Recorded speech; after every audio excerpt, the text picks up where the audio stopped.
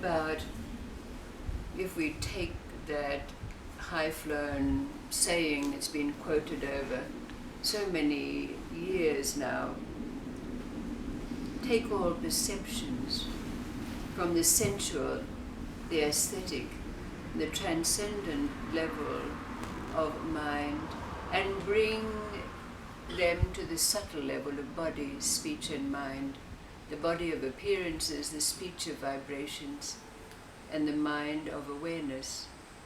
What about if we put this in common language?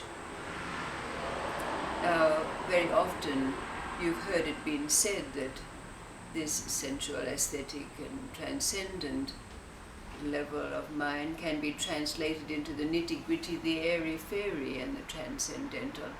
And we know well those three levels of life.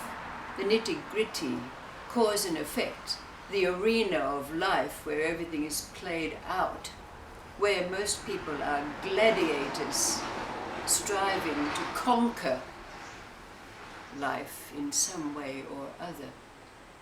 We also know the airy-fairy because we have dreams. All of us have dreams, aspirations, hopes, intuitions, messages, signs. And that transcendent level of mind, really, when you put it into common language, is that strata of humanness. And if you put it crudely, we can say that for the last 2,500 years, when man has felt that he's had dominion over the earth, that's pretty much a transcendental state, isn't it? So we know those three common levels at which most people operate, the three levels of life: nitty-gritty, airy-fairy, and transcendent. We all have been there. We know them well. But what about when our karma begins to be burned? When some of the conditioning of mind gets knocked off by some traumas and tragedies and failures, etc., that happen to all of us? We become lighter. We spin faster. And the mind becomes more refined. We, all of us, know this. Otherwise we wouldn't be sitting here. So all of us, in our own way, have aspired to that level of mind which can be called the subtle level of mind, where body, speech and mind, the body of appearances, where we see things in a different way. Vibrations, where we feel life now in ways we didn't feel before because we were so armored against it with our swords and our shields, because we were a gladiator, weren't we? And we've dropped them now to a great extent. So we feel life more than we felt it before. And then that transcendent level, the level of awareness, where the six senses, including our mind, are now working somewhat in unity to give us a unified view of the experiences that we have. And to put this subtle level of mind into the language that's used in the spiritual world, it's called Satchitananda, existence, knowledge and bliss. And when they come together in that one word, Satchitananda, it's living in a state of grace, or living the divine life. Not to say that we're above life, we've reached this transcendent level where we're floating around there.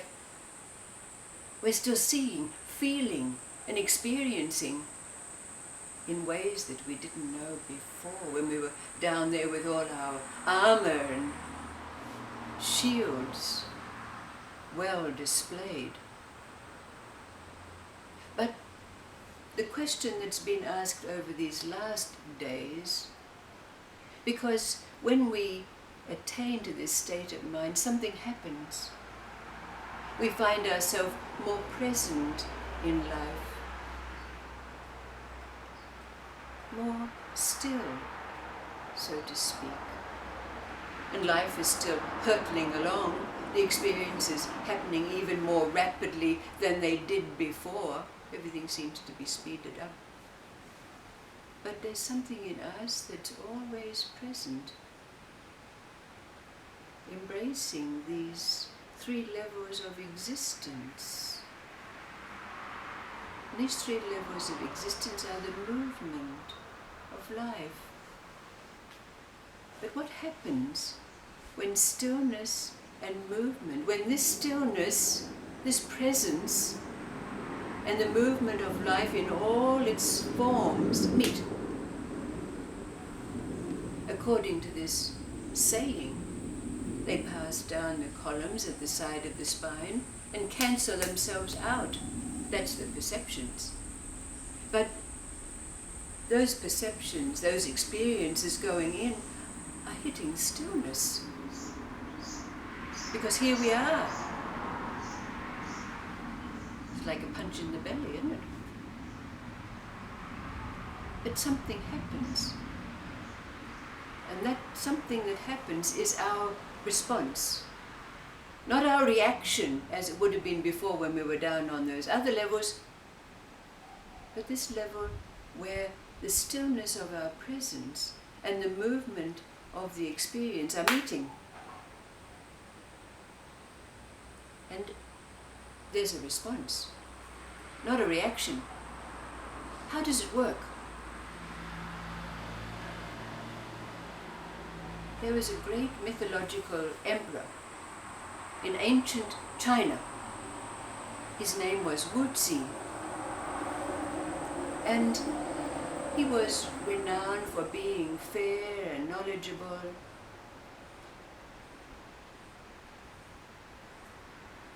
But he had an enemy. There was another emperor in the province abutting Wuzi's realm, who was vicious, acquisitive. He wanted this kingdom. And he was also a sorcerer and a magician, vile. So war was taking place. Wuzi took his army and went out into the battlefield to meet this vile usurper. But just when Wuzi's army was about to attack the enemy, because of his abilities, this emperor would shout some words and bring down a great mist, fog, cloud. And Wuzi's army would be in disarray because they couldn't find their way. And the emperor would go back and gloat. Well, Wuzi went back to his palace and he sat, pondering on this dilemma. How could he beat these enemies? Now, he was a man who liked to play with his hands. You know how it is. We all like to do that, to whittle or form or doodle or whatever it is. And while Wuzi was pondering this question, his hands were playing with what it was that was there in front of him. And before he knew it, he'd fashioned a little chariot in which there was a man. And the amazing thing about this was the little man would turn around, and wherever the chariot was faced, the little man would face south. Now, they didn't have compasses in those days, so you might say this was a compass of sorts, but we know that a compass always faces north. That there's something very, very occult about this. Maybe you can work it out for yourself. That this little charioteer would always point south. So when Wu Zi went with his army out onto the battlefield, and sure enough, just when they were about to meet in battle, the enemy emperor would evoke a great mist, but because in front of Wu Zi was his little chariot with his little man in it pointing south, none of his soldiers got lost. So they managed to take on the army of the enemy emperor. But, as fate would have it, they backed the enemy to a raging torrent river. And, of course, the vile emperor, having magic powers, he was able to transport his army over to the other side of the river, where they all stood laughing at Wu Zi and his army because they had no way to cross. So again, Wu Zi was thwarted. But the day came and he settled his army on the side of the river, and then he wandered off down a little ways and sat under a tree to ponder. And as he pondered, he became aware of a little spider whirling around in a little pond that had formed at the side of the swirling torrent. And it was autumn, and leaves were falling down. And he could see that that little spider was attempting to jump onto one of these leaves, which it did successfully.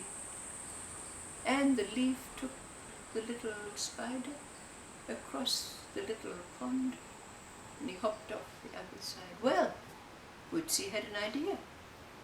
He had it. So he had his soldiers experiment, and they made the first rafts, and they made the first boats, and pretty soon he was able to transport his whole army across the other side of the river, where they routed the enemy. And Wu Zi and his soldiers returned to their kingdom and lived in peace and harmony and prosperity for quite a number of years. And in those days, with the mythological emperors, they lived for hundreds of years, you know. But one day, just to round off the story and give us something to ponder, one day, the whole of the kingdom noticed a great flaming light in the sky. And as they watched, a great creature, somewhat like a dragon, because dragons were famous in those days too, came down and landed. People were afraid. The empress and all of the courtiers were terrified, but the Emperor Wu Zi said, "Don't be afraid. My time in this realm is ended, and I must now ascend."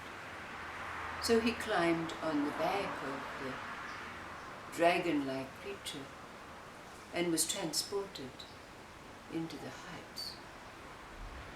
The people, of course, were very bereft at losing their emperor, but all of a sudden, out of the sky fell a bow and an arrow and landed. Now, all the people of the realm knew that this had come from their emperor, and they took that bow and arrow and used it as a relic in remembrance of their fine ruler. You might ask, how does this story have relevance to answering the question, what happens when the stillness of our presence and the movement of the experiences of life meet? But all of us are sufficiently aware, being in that place, what we might say, is most of the time.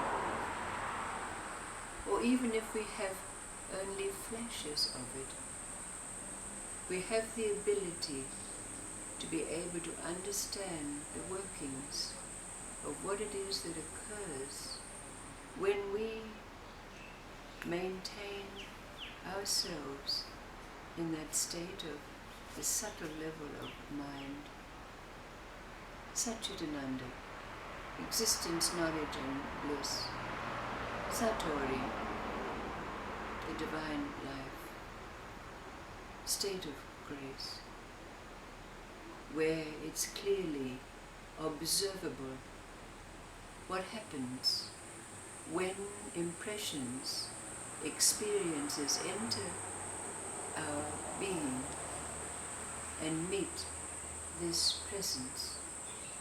After all, we know one thing above all, that it brings from us a response. We are not wooden, robotic. We're fully participating in life, not reactionary, but the meeting of stillness and movement bring the responses that allow us to answer and know and understand the law of what it is in that state of Satchitananda. This story does give us clues if we allow it to do its work in its own way. Let it do so.